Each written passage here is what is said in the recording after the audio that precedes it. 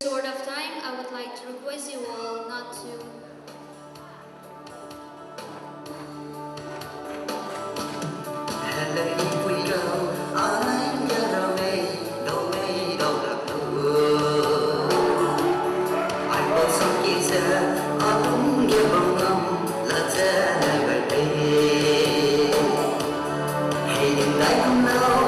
Yes, be my love.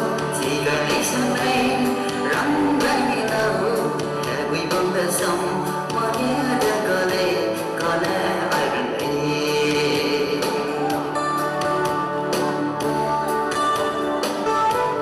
Hè lên quy cầu, anh anh cho ra mê, đâu mê đâu lòng đâu. Ai bộ xong kia giờ, anh đúng kia bông hồng, là ra gần đây.